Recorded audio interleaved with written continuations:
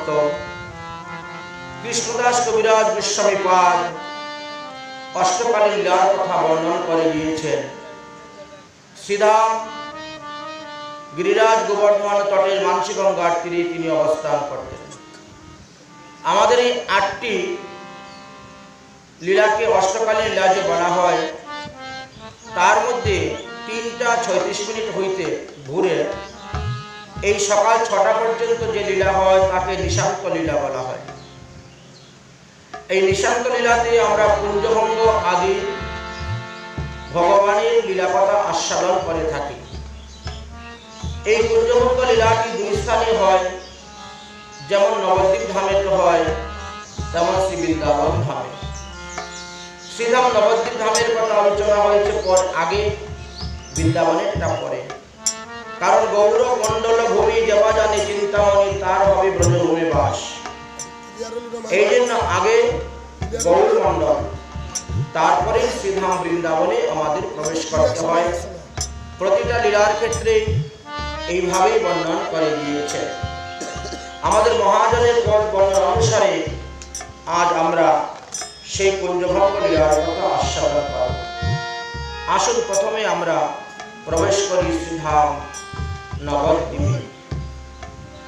প্রাগে শিবাশৈশ্য দ্বিজকুল বরেণি গুণ্টবরে প্রতিধান প্রত্যম সত্বাদি গতানিতিরম পুলকিত হরের পার্শ্বে রাধা স্থিত মনোভাবন্ত মনোনয়নজ্জে জলে সংস্থিতঃ বরং পরদাং গৌরভজো নমো নমঃ।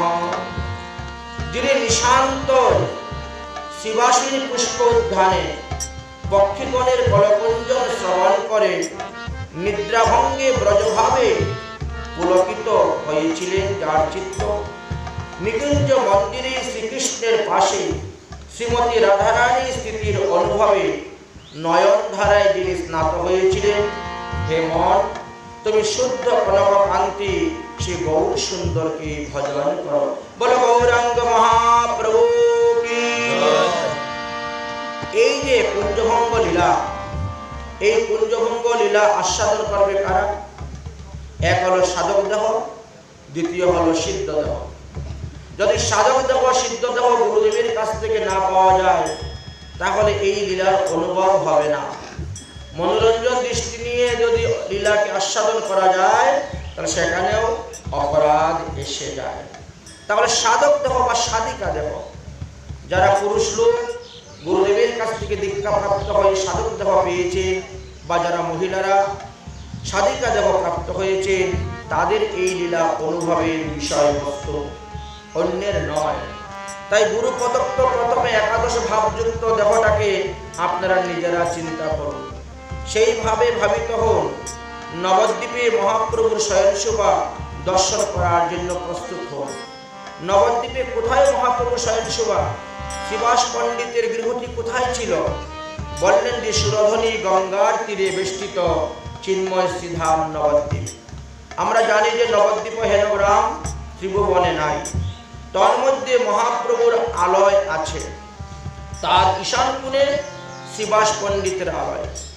মহাপ্রভুর গৃহের ঈশান দিকে হল শিবাস পণ্ডিতের গৃহ, আর শিবাস পণ্ডিতের গৃহের ঈশান কোণে হল পুষ্প উদ্যান, মানে ফুলের বাগান।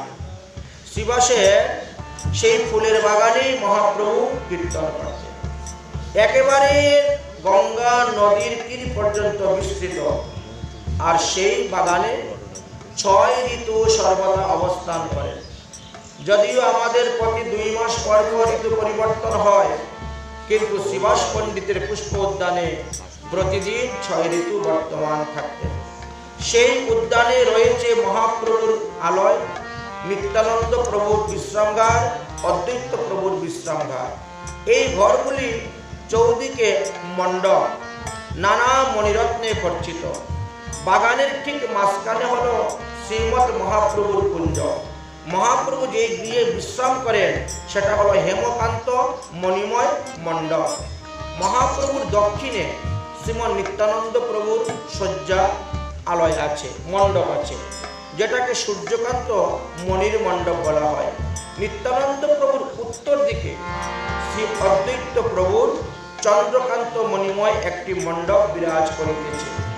এক একজন এক এক মণ্ডপে গিয়ে শয়ন করতেছেন, পঞ্চতত্ত্ব একসঙ্গে শয়ন করছেন না।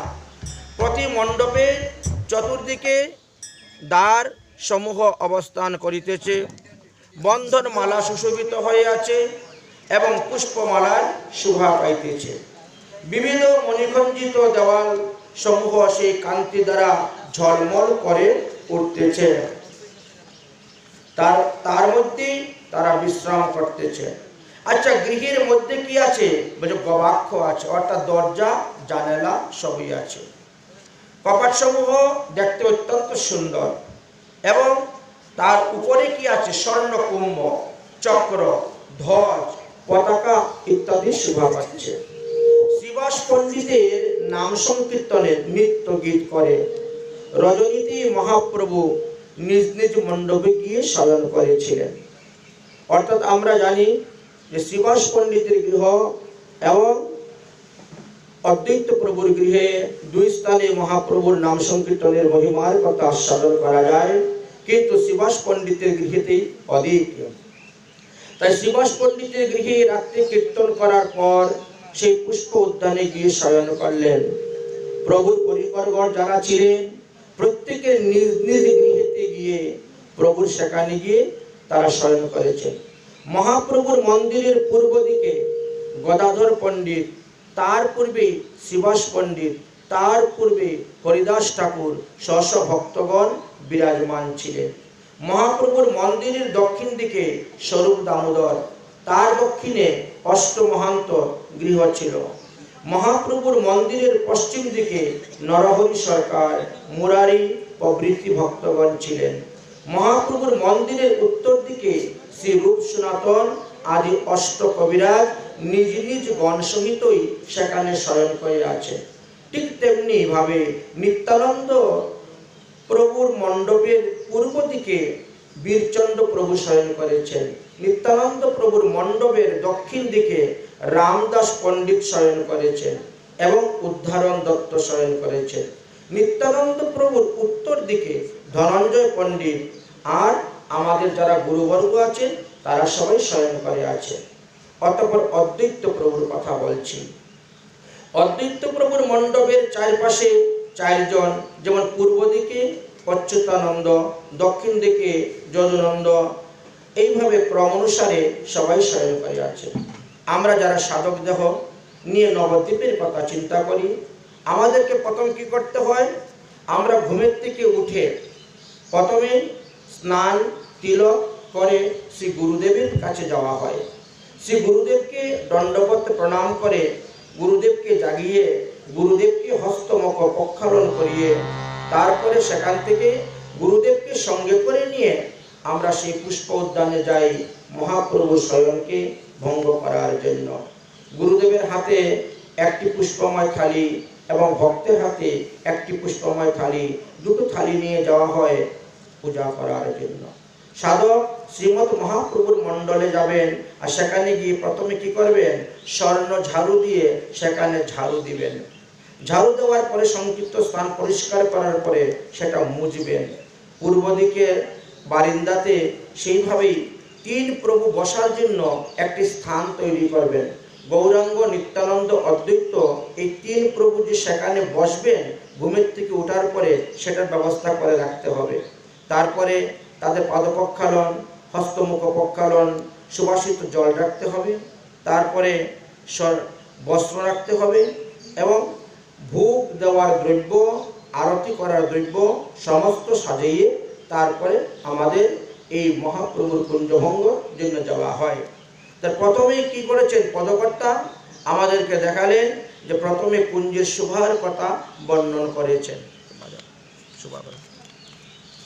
শেষ রজনী মহ সুতল গৌরী ছুত ততহি ভেল ভূর শেষ রজনী মহ সুতল সখী সুত ততহি এলো ভোর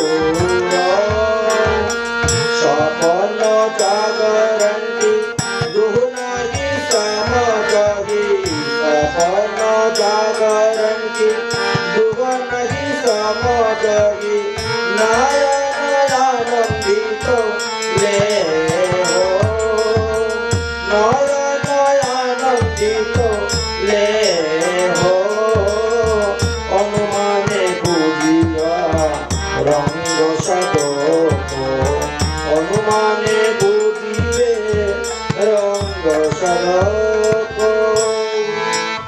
পদকর্তা বলছেন প্রথমে খুলে দাও আলোটা আসবে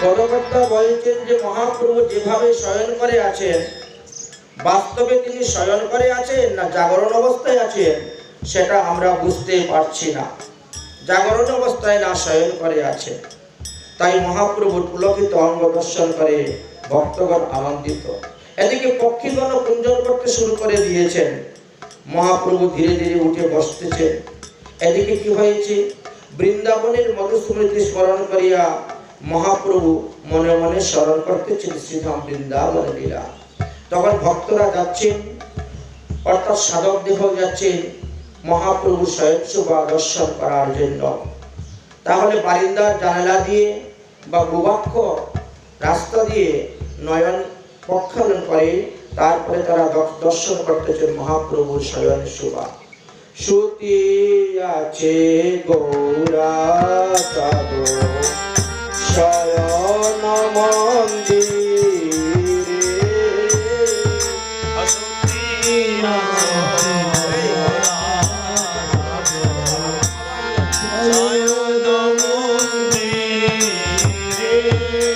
শ্রুতি আছে গৌরা যাব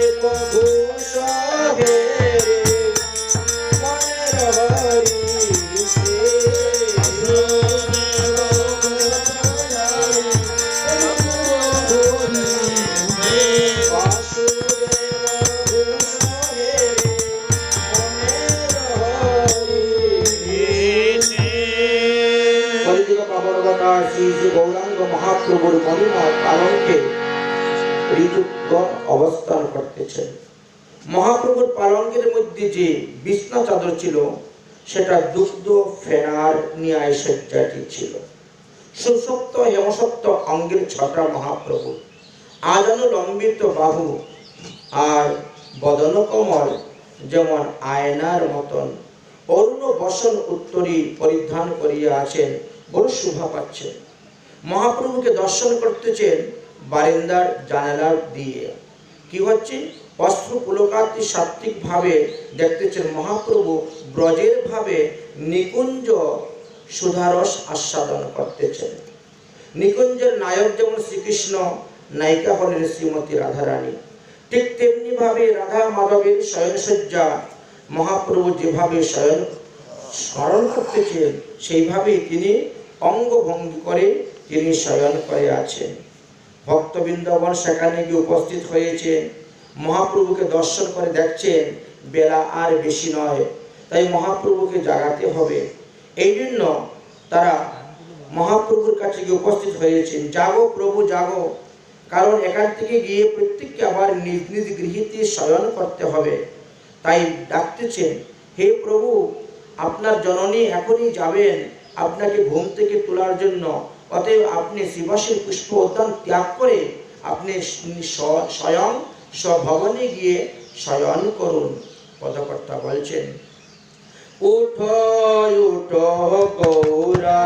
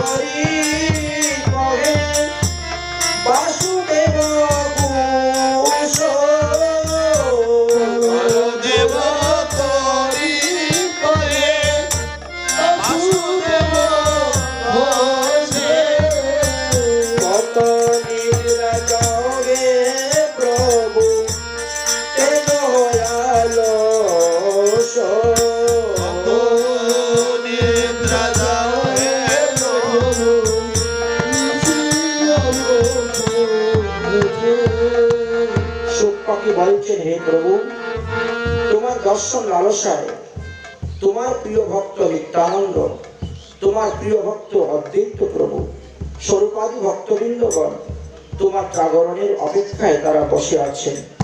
অতএব তুমি উঠো, মুখ ধরো এবং তুমি পুলকিত নয়নী সবার উপর দৃষ্টি অর্পণ করো।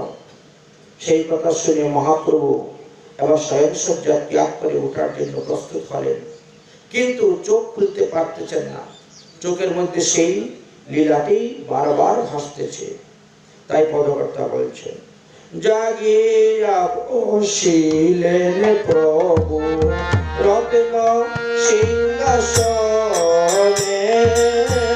জাগিয়া বসিলেন প্রভু রত্ন সিংহাসনে জাগিয়া বসিলেন প্রভু রত্ন সিংহাসনে জাগিয়া বসিলেন প্রভু রত্ন সিংহাসনে সুভাষিত জলে কইলেন জগবৎসলনে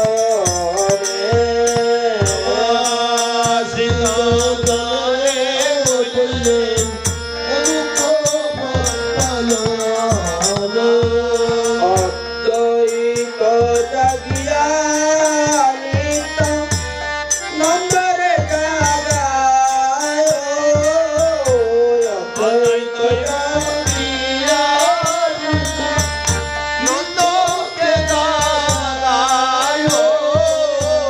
শ্রীনিবাস হরিদাস গোরা গুণ গায়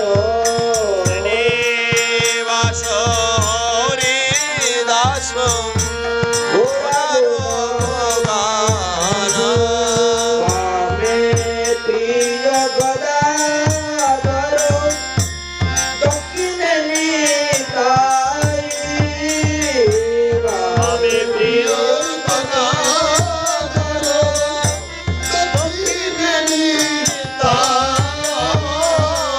সম্মুখে দ্বৈত চন্দ্র সুবরবালা নারী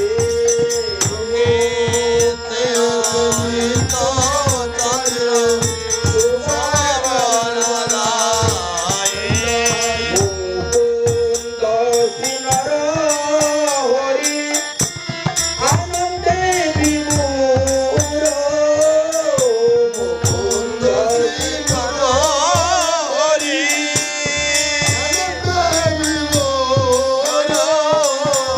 বাসুদেব ঘোষ হে সুখে নাহি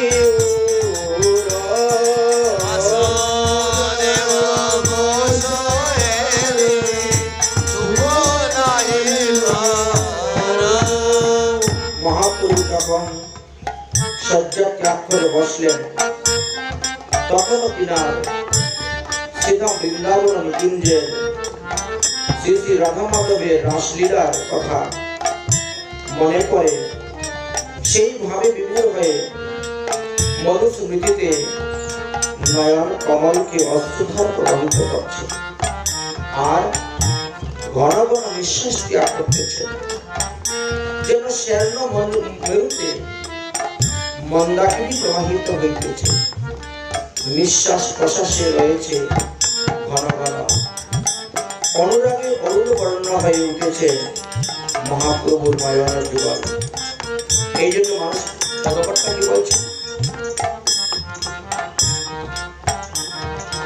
স্মররে নব গৌর চন্দ্র নগর বনবারি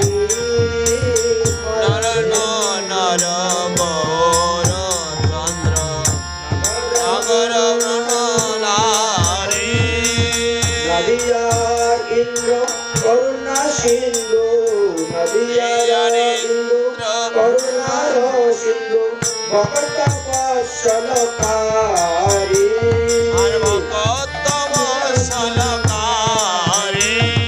বদন চন্দ্র অতর সুরঙ্গ নয়নে গলত প্রেম তরঙ্গ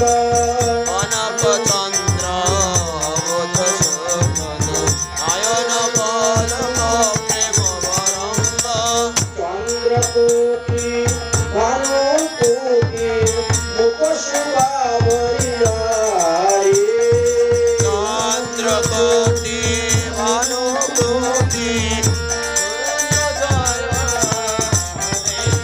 এইভাবে মহাপ্রভু নিঃশঙ্ক লীলার কথা বর্ণনা করছে কিন্তু মহাপ্রভু ব্রজের ভাবে ভাবিত শ্রীরাম নবদ্বীপে যেভাবে মহাপ্রভু সবাইকে নিয়ে পুষ্প উদ্যানে শয়ন করেন, শ্রীরাম বৃন্দাবনে রাসলীলার অন্তে শ্রী গোবিন্দ রাধারানী সবাইকে নিয়ে ললিতাদি অষ্টসখীদেরকে নিয়ে তারাও মৃদু বনে শয়ন করেন।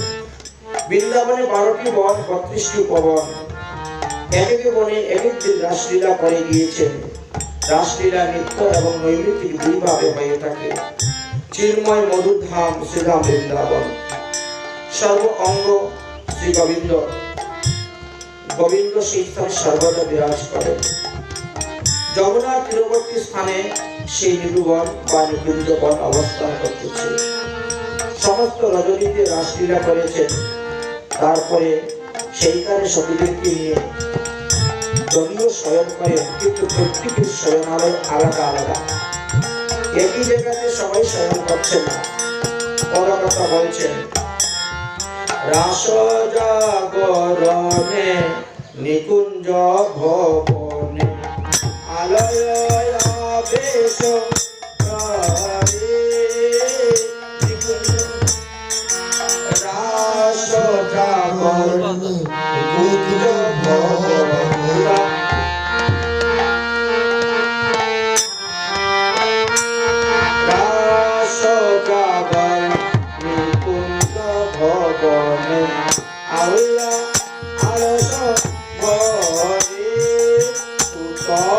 কিশোরী আপনা পাশরি, সুতল কিশোরী আপনা পাশরি, পরাণ নাথের কুলে, পরাণ নাথের কুলে, সখী হেরদে কৌশবে আসিয়া, নীরবে সব থাকিয়া, হেরদে কৌশবে আসিয়া, নীরব সব থাকিয়া, নিধিরা যায় ধনী অসার বদনে, নিধিরা যায় ধনী অসার সময়ঙ্গে দিলা পাস, সময়ঙ্গে দিলা পাস, নাগরের বাহু করিয়া সীতান, নাগরের বাহু করিয়া সীতান,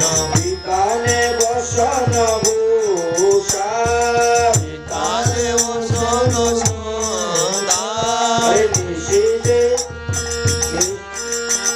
আর নিঃশ্বাসে দুলিতে নাসার বেসর, নিঃশ্বাসে দুলিতে নাসার বেসর, হাসি কানি তাহে নিশা, হাসি কানি তাহে নিশা, পরিহাস করি নিতে যায় হরি, পরিহাস করি নিতে যায় হরি, সাহস না করে মনে, সাহস না করে মনে, ধীরে করি বলে না করি অরুল, ধীরে করি বলে না করি অরুল, দাস গোবিন্দ বনে, দাস গোবিন্দ বনে।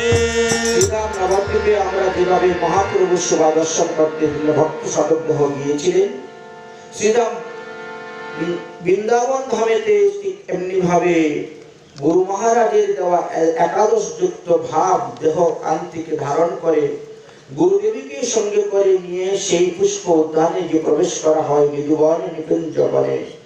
আর সেখানে গিয়ে রাধা গোবিন্দের সেই শয়ন শোভা দর্শন করা হয়ে থাকে। শয়ন শোভা দর্শন করতে করতে সবাই পূর্ণমাসী দেবীর কাছে যুগমায়ার কাছে উপস্থিত হন এবং যুগমায়াকে গিয়ে বলেন যে নিশি আর বেশি বাকি নয়, এখন ওই রাধাকৃষ্ণকে কুঞ্জ থেকে তুলতে হবে, কারণ তারা যদি নিজ নিজ গৃহেতে গিয়ে গমন না করেন তাহলে আমাদের বিপদ হয়ে যাবে। এদিকে বৃন্দা দেবী তখন ইঙ্গিত করে সখীদেরকে, তোমরা প্রথমে যাও, কুঞ্জের দ্বারে গিয়ে উপস্থিত হও এবং দেখো তারা কখন কি অবস্থায় আছে। বৃন্দা দেবীর আদেশ পেয়ে সবাই গিয়ে সেখানে উপস্থিত হয়েছেন। অলসে অবসয়ঙ্গ রসবতী রায়, অলসে অবসয়ঙ্গ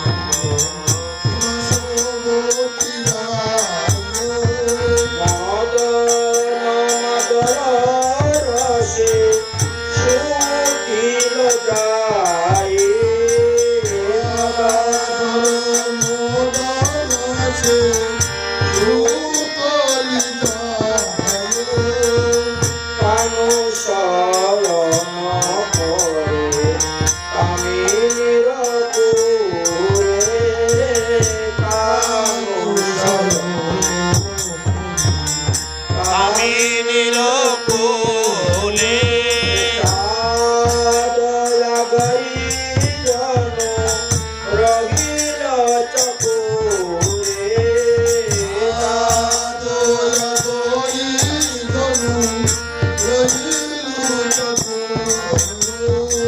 ফকিরে এসে বৃন্দা দেবীকে বলছেন রাধা গোবিন্দের শয়ন শোভা, তাদের নিদ্রা এখনো ভাঙছে না।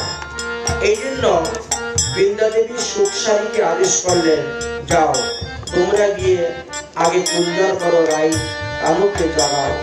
বৃন্দা দেবী আদেশ দিলেন। বৃন্দা দেবী হেরি দেখেন নিশি অবসরে, বৃন্দা দেবী নিশি অবসরে আদেশিলা সারি সুখে করো তোমরা গান, আদেশিলা সঙ্গে দেখে করো তোমরা গান। সারি সুখ তুই যত্নে জাগিয়া তরিতে,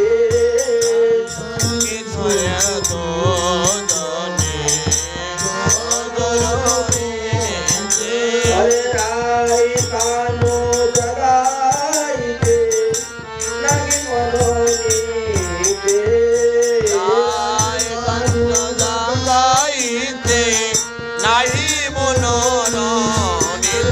তখন বৃন্দা দেবী কি করলেন, মর্কট বানর এবং বানরীদেরকে আদেশ করেন, যাও তোমরা গিয়ে কুঞ্জন করো। তবে সারি বলে ঠিক আছে, তাহলে আমিই যাচ্ছি। তাই সেখানে গিয়ে উপস্থিত হলেন এবং তা ডাকতেছেন, রাই জাগো সারি সুখ বলে,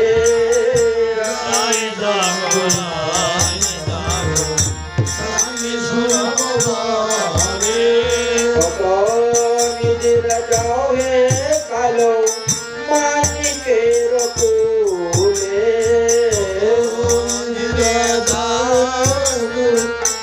মানিকের রজনী প্রভাত হইল বলিয়ে তোমারে, রজনী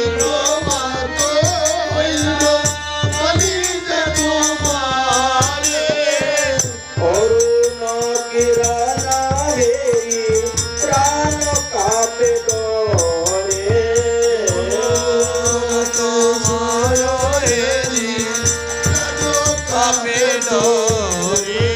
সারি বলে হরে সুখ গগনে উড়ি ডাকো, সারি বলে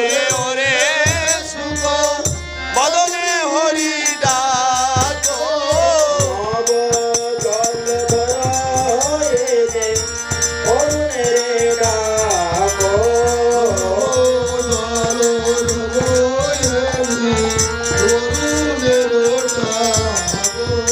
সুখ বলে সারি গোরা উষানিয়া পাখি, সারি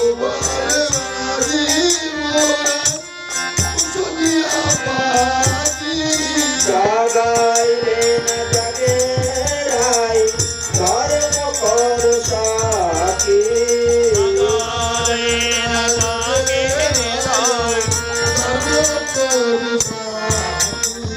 সারি বলে সুখ শোনো মোর বাণী, সারি বলে শোনো মোর কোকিলার সঙ্গে করে করুচ্চদনি,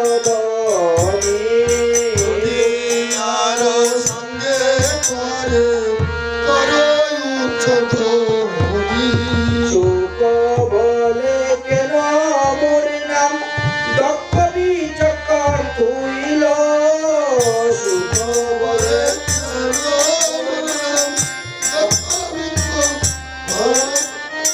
এত চেষ্টা করে রাইকে জাগাতে না পাইল, রাইকে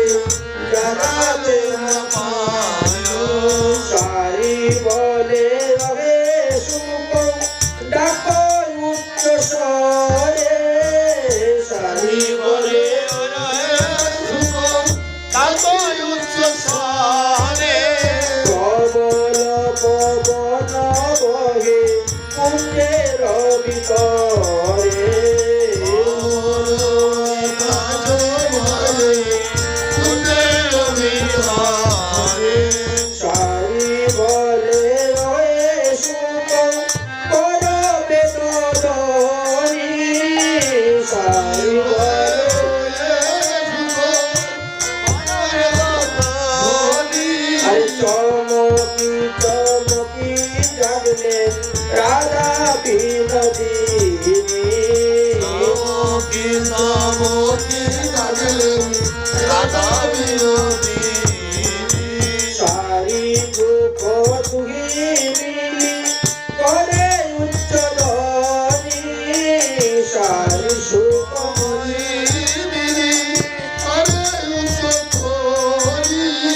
অমনি জাগিয়া উঠলেন রায় বিনোদিনী।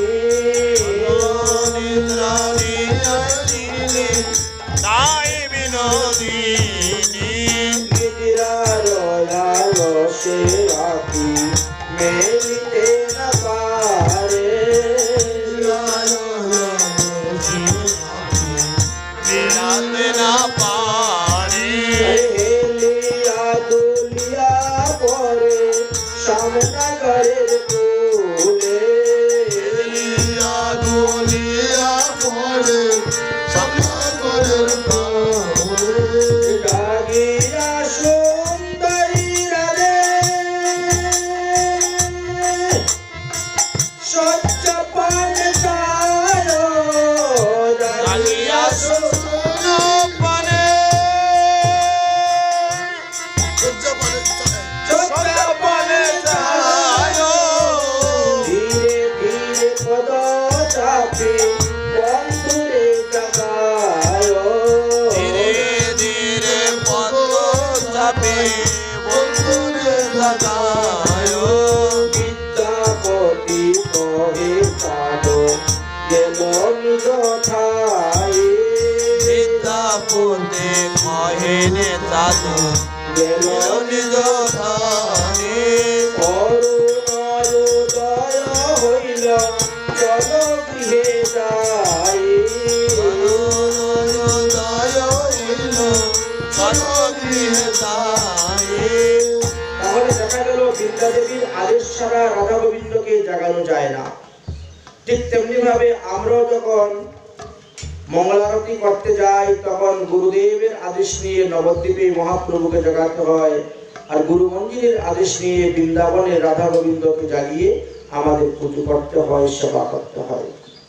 এখানে শ্রীমতী রাধারানী আসন থেকে বিছনা থেকে উঠে বসেছে, আর বসার পরে তিনি গোবিন্দকে জাগানোর জন্য চেষ্টা করতেছেন। পদকর্তা বলছেন, উঠি আসে বিনোদিনী হেরি শেষ রজনী চমকিয়া চারি পানে ছায়া, উঠি আসে বিনোদিনী হেরি শেষ রজনী চমকিয়া চারি পানে ছায়া, প্রভাত দেখিয়া ধ্বনি মনে সংকুচ মানে, প্রভাত দেখিয়া ধ্বনি মনে সংকুচ পদচাপি বন্ধুরে জাগায়, পদচাপি বন্ধুরে জাগায়। উঠে না বড় বড় আলস্য পরিহর, উঠলে না বড় বড় আলস্য পরিহর। নিদ্রা ঘুমে যেন না হওয়া চেতন, দারুণ বকুলের লোক হেন জন যদি দেখে, কি বলিয়ে বলিবে বচন, তোমার ওই চাঁদ মুখে কাজল সিঁদুর লেখে, দেখিলে করিবে রূপ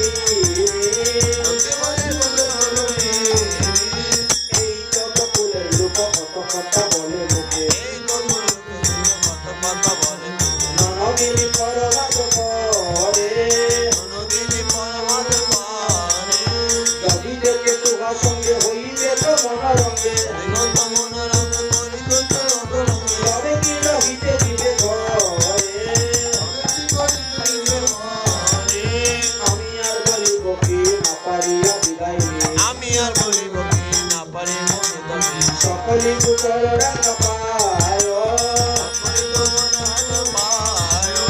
এদুন দন বলে তুহু আসে বাকি বলে আসে প্রেম বলে এদুন দন বলে তুহু আসে প্রেম বলে দূরে থেকে দেখিলে না পায় গোকুল আনন্দ পায় মনে নাই বড় হয় শুনো শুনো রাধা ঠাকুরানী সে মনে করো যার কিসের ভাবনা তার তবে কেন হবে কলঙ্কি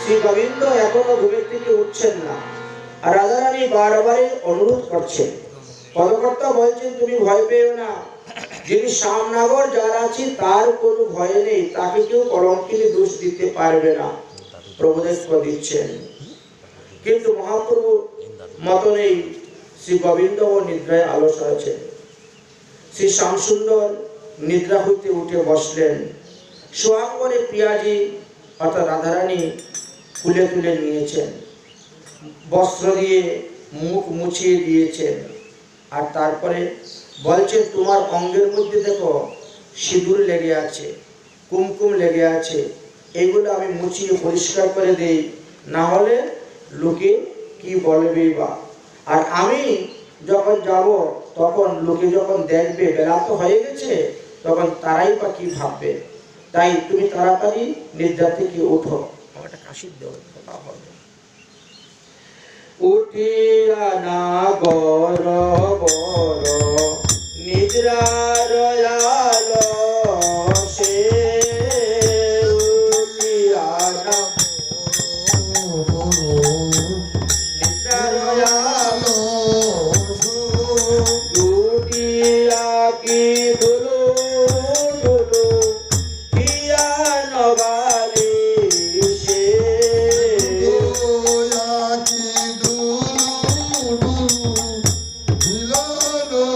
Thank you.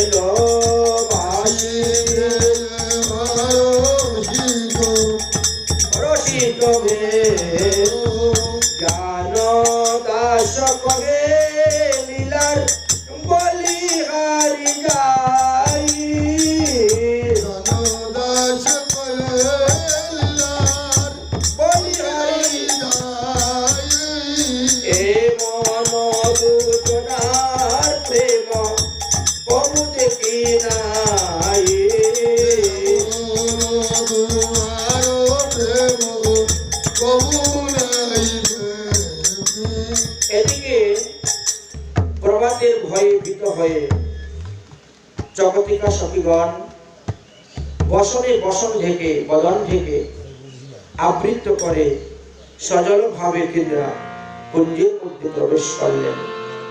আর সেখানে গিয়ে দেখলেন মহাপ্রভু শ্রী গোবিন্দের সেই শয়ন শোভা। সখীগণকে দর্শন করে প্রিয়াজি অতি তাড়াতাড়ি সংকুচিত মনেতে উঠে বসলেন। গোবিন্দকে কোল থেকে নিচে নামিয়ে দিলেন। গোবিন্দের পরনের পীতবস্ত্র টান দিয়ে নিয়ে রাধারানী তিনার নিজের অঙ্গের মধ্যে ধারণ করেছেন। কান্তার বাম পাশে বসেছেন, অর্থাৎ শ্রী গোবিন্দের বাম দিকে গিয়ে রাধারানী বসেছেন। সখীগণ শ্রী শ্রী রাধা মাধবের শ্রী অঙ্গের বিলাস দর্শন করে তারা আনন্দিত হচ্ছে, কারণ বিলাস চিহ্নগুলা তখনও গোবিন্দের অঙ্গের মধ্যে ছিল। সখীরা শ্রীকৃষ্ণের প্রতি বলছেন, হে মাধব, তোমার সঙ্গে রজনী বাস করতে গিয়ে আমাদের শ্রীমতীর কি অবস্থা হয়েছে, তার অঙ্গের ভূষণগুলা উল্টা পাল্টা হয়ে গেছে, অতএব তাকে ভালো করে সাজিয়ে দাও। তাই রাধারানীকে সাজিয়ে দেওয়া হলো তোমার কাজ। এইভাবে সখীরা হাস্য পরিহাস্য করতেছেন। আর রাধারানী গোবিন্দকে বলছেন, বলো বলো প্রাণনাথ আজু কি হইল, বলো বলো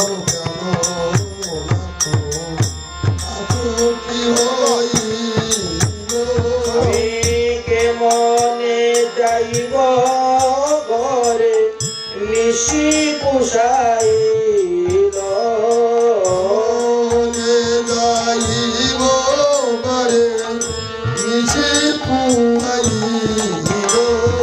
মৃগ মন্দ চন্দন বেশ বেশ গেল দূরে, মৃগ মন্দ চন্দন বেশ গেল দূরে, নয়নের কাজল গেল শীতির সিন্দুর,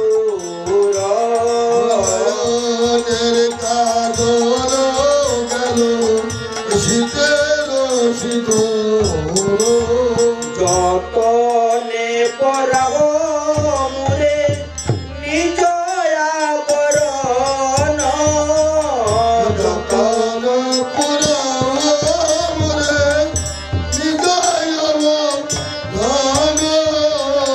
সঙ্গে করে লয়ে চলো বঙ্কি মলুচন,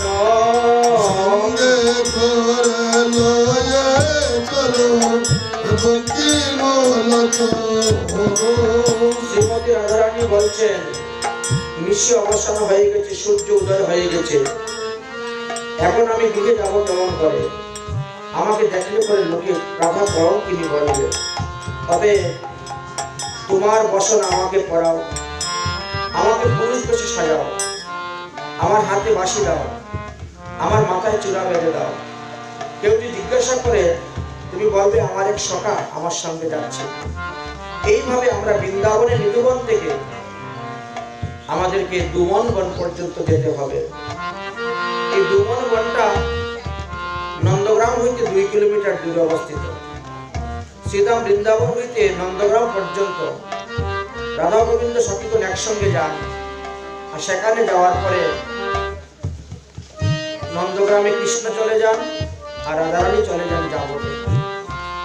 আর যখন রাধারানী বর্ষানায় থাকেন তখন বৃন্দাবন ধাম হইতে কদমপল্লী পর্যন্ত একসঙ্গে যায়।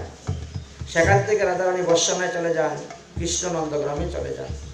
তাই লীলাগুলো বিভিন্নভাবে সময় অনুসারে হয়ে থাকে। আজ রাধারানী বলতেছেন, তোমার অঙ্গের পীতবাস আমাকে পরাও, তোমার অঙ্গের পীতবাস মুড়ে দেহ করি, তোমার অঙ্গের মুড়ে দেহ করি, উব করি বাদ চূড়া এলায় কবরি, করি বন্ধ এলায় করুণী তোমার গলার বনমালা দেহ মোর গলে, তোমার গলার বনমালা দামর গলে মোর প্রিয় সখা বলে শুধাইবে গোকুলে। প্রিয় সদা বলে সদাইলেন কোরা হে তোমার হাতের বাসি দেহ মোর হাতে, তোমার হাতের মন বাসি দেহ মোর হাতে বকুলের পথে যাব বাজাইতে বাজাইতে, ফুলের পথে যাব বাজাইতে বাজাইতে বসুরামানন্দে বলে এমন প্রীতি, বসুরাম রামানন্দ বলে এমন প্রীতি রাই কানু সখী মনে একত্র বসতি, রাই কালো সখী মনে একত্র বসতি তাই রাধারানী সখীগণ, প্রিয়নর্মা সখীগণ, মঞ্জুরিগণ, কিঙ্করীগণ সবার মন যেন আজকে এক হয়ে গেছে, সবারই হৃদয়ের মধ্যে রাই কানু বসে আছে। তাই রাধারানী বলছেন গোবিন্দকে সহস্তে তিনার সিঙ্গার করিয়ে দেওয়া। এই সিঙ্গার 16 প্রকার হয়ে থাকে। 16 সিঙ্গারে এদিকে সুন্দর করে সাজিয়েছেন। সাজানোর পরে কি হয়েছে? দুজনকে ভোজন দেওয়া হয়েছে, রাধা গোবিন্দকে ভোজন দেওয়া হয়েছে। ললিতা সখীগণ এসে উপস্থিত হয়েছেন আরতি করার জন্য। আমরা জানি যে মঙ্গল আরতি হওয়ার পরে রাধা গোবিন্দ সবাই চলে যান এবং নিজ নিজ গৃহেতে গিয়ে শয়ন করেন। ঠিক তেমনি ভাবে নবদ্বীপে মঙ্গল আরতি অন্তে পঞ্চতত্ত্ব মধ্যে গৌরাঙ্গ, নিত্যানন্দ, অদ্বৈত, গদাধর তারা প্রত্যেকে নিজ নিজ গৃহে গিয়ে শয়ন করেন। প্রত্যেকের পরিজনগণ, মাতা পিতাগণ তারা আবার তাদেরকে জাগিয়ে দেন, তারা ওঠেন।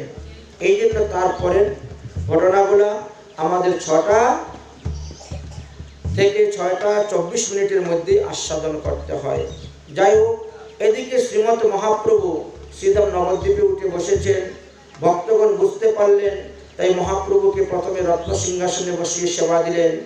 3 প্রভুকে পৃথক পৃথকভাবে, গৌরাঙ্গ, নিত্যানন্দ, অদ্বৈত 3 প্রভুকে আলাদা আলাদা বসিয়ে আর 3টি থালার মধ্যে তাদের মাখন, মিশ্রি আদি ভোগ দেওয়া হয়েছে, সুবাসিত জল দেওয়া হয়েছে এবং তারা রূপসনাতনাদি গোস্বামীগণ এক পাশে দাঁড়িয়ে অবস্থান করতেছে।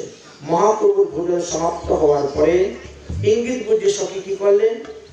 নবদ্বীপে যেমন সাধক দেখে আরতি করলেন, শ্রীধাম বৃন্দাবনও ঠিক তেমনি ভাবে সখীগণ রাধা গোবিন্দের আরতি করেছিলেন।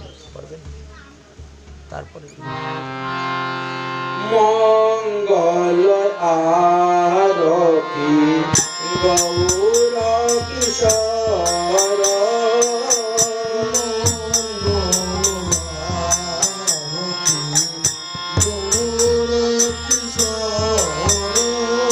মঙ্গল নিত্যানন্দ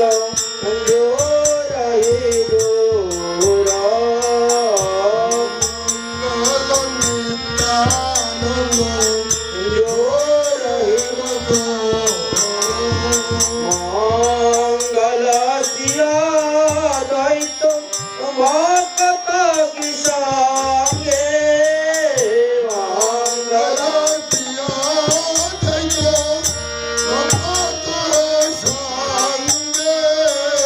মঙ্গল গাওত প্রেমত রঙ্গে,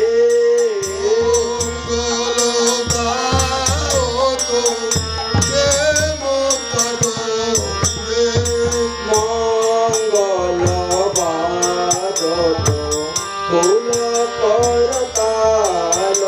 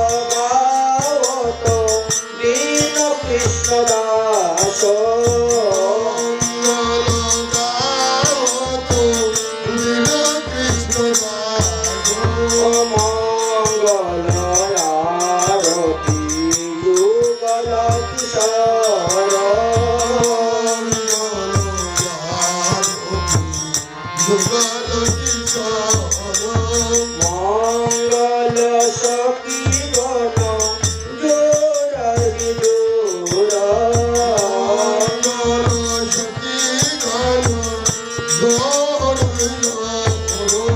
রতন প্রদীপ কর টলমল তোর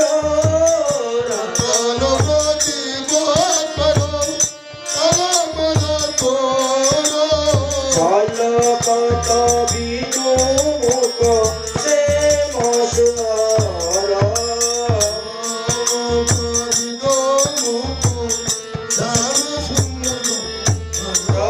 ললিতাদি সকালাদি প্রেমেতে রঘুর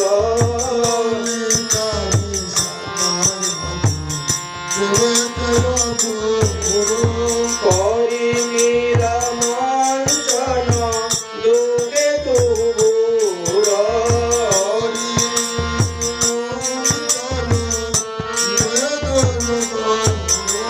বৃন্দাবন কুঞ্জবি ভুবন উজার বৃন্দাবন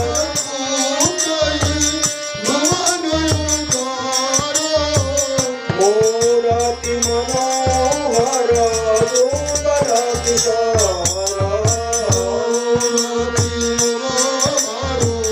যুগল কিশোর গাওত সুখগীত নাচত ময়ূর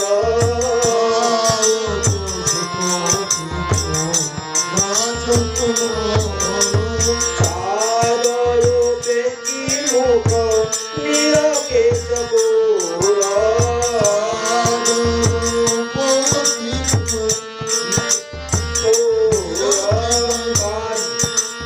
বাজত বিবিধ বাদ্যযন্ত্র ঘোর বাজত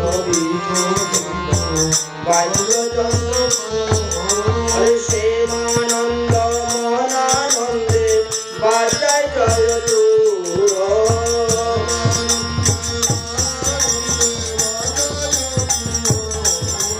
সেমানন্দে মনানন্দে বাজায় জয় তুর বাজায় জয় তুর। আরতি অন্তে প্রত্যেকে নিজ নিজ গৃহে উপস্থিত হয়ে গেছেন এবং তারা নিজ নিজ গৃহেতেই শয়ন করেছিলেন। আমরা বর্ণন করেছি কে কোথায় গিয়ে শয়ন করবেন কোন অবস্থাতে। রাধে গোবিন্দ রাধে গোবিন্দ কৃষ্ণ রাধে গোবিন্দ জয় রাধে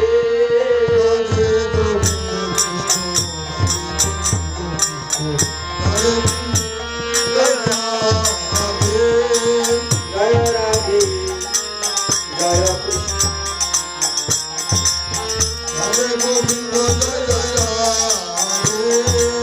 রাধে গোবিন্দ জয় রাধে গোবিন্দ রাধে গোবিন্দ জয় রাধে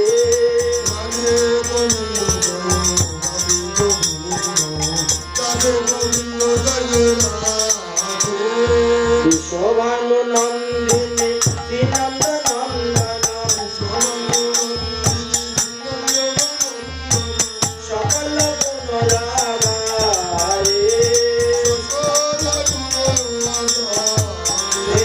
রাধে গোবিন্দ জয় রাধে গোবিন্দ রাধে গোবিন্দ জয় রাধে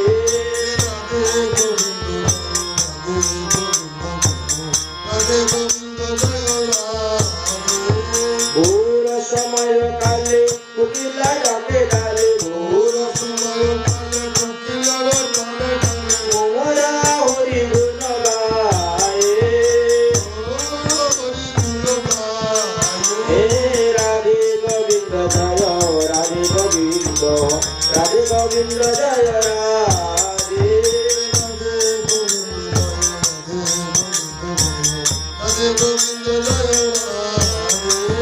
রতন পালঙ্ক পরি বৈতল দুজনে